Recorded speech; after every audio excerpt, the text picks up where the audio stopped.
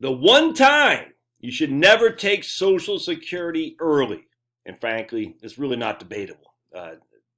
We'll dive into it, but this is the one time you should never take it early. All right, so I belong to the Savvy Social Security Planning, and I get an email from Elaine Floyd and the guys and gals over here. 20 questions for Social Security from 2021, and you should belong to it too. You don't have to be an advisor, by the way. It's Savvy Social Security Planning for advisors, but you don't have to be. It's like $400 a year. It's the best resource on Social Security out there for sure. Huge fan of Elaine. I've interviewed her before. I'll try to get her again. But just such a great tool. It's $400 a year. If you're closing in on Social Security, this is a bit. I mean, I would pay $400 to belong to this for the year just to make sure I got all my ducks in a row.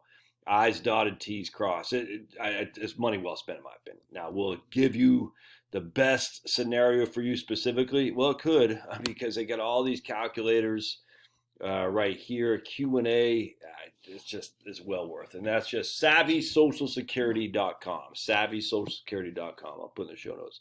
Anyway, so every now and again, I think every couple of weeks we get, maybe every month, we get this newsletter from Elaine.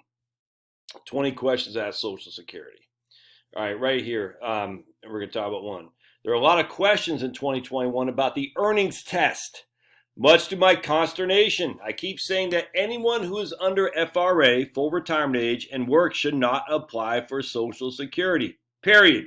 The earnings test is just too big a hassle between having to report projected earnings, delays in withholding, adjustments when actual earnings differ from projected earnings, and the recalculation of the benefit at the FRA.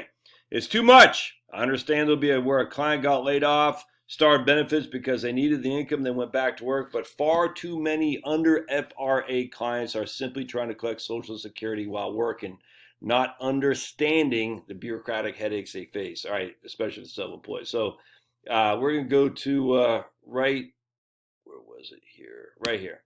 All right, so we're going to go to how work affects your benefits. All right. Right here. All right, so if you're younger than your full retirement age, it's either going to be 66 or 67. If you're born in 1960, your full retirement age is 67, just FYI. So if between 66 and 67, if you're younger than your full retirement age, we deduct $1 from your benefits for every 2 you earn above $19,560. Thus, and if you're in your full retirement age, we will deduct $1 from your benefits for each 3 you earn above $51,000. So basically, if you're 62, 63, 64, 65, those 4 years, you should not take benefits early if you're going to make more than $19,560. So that gives an example here. Let's say you file for Social Security at the age of 62, all right? And your benefit will be $600 a month, $600 a month. During 2022, you will earn $23,920. So what we do is we take our chart here, 23,000, we write it down, 23,920. All right, that's what we're going to make in 2022, and we subtract the earnings limits, which I think was 19,000. What was it again? 19,560. All right, so we do this. So I hope you're with me so far. Our income was $23,920. The earnings limit is $19,560. We take those numbers and Social Security tell it, so I don't have to figure it out in my head. We made $4,360 above the limit, $4,360. All right. Now what they do is they deduct. Right here, we would withhold $21.80 of your Social Security benefit, $1 for every 2 you earn above the limit. So basically they're saying, okay, you earned $43.60 above the limit, we're going to withhold 50% of that essentially. Divide by 2. And I'm going to do my trusty calculator here. 4,360 divided by 2, they're going to withhold $21.80 of benefits, $2,180 benefits. That's how much they're going to withhold. All right. So what happens is very interesting. It's even worse than I forgot. I haven't done this for a while, but it's even worse. Which means to do this, we would withhold all benefits from January through April. Because remember, you're only making $600 a month. So 600 bucks, 2,180, which is what they're withholding, divided by $600. That's 3.6 months that they're withhold. So they're going to withhold all your benefits from January through April. Beginning in May, you would receive 600 bucks a month, and this would be the benefit you get for each month.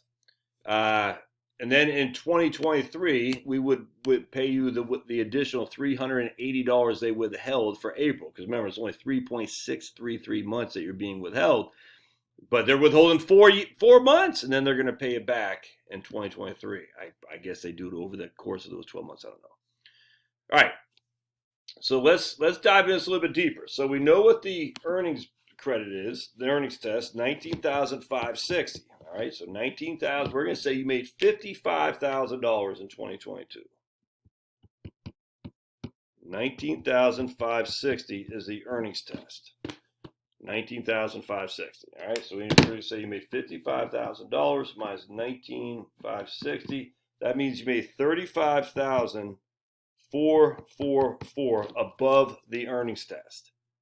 Divide that by 2, which means they're going to withhold $17,752. All right, so they're going to withhold $17,752. All right, so let's keep that back in our mind. Now remember, because you took it at 6, let's just say your PIA is $2,500 a month. Remember, PIA, that's your primary insurance amount, the amount you get at your full retirement age. And we're just going to say your full retirement age is 67 for simplicity. But we're going to reduce that $2,500 a month because you took it early. So we're going to reduce it by, we'll say 30%, minus 30%. We don't need to be too exact here, but which means it'll only pay $1,750. All right, so your primary insurance amount will be reduced by roughly 30%, which means your Social Security benefit will only be $1,750. All right, but remember, we're losing $17,752 because we are working before the full retirement age. So $17,752 divided by $1,750. That means you're going to miss 11 months. That's actually 10.14 months. You're only going to get 1 month and a portion of the second month of payment. That's it, man.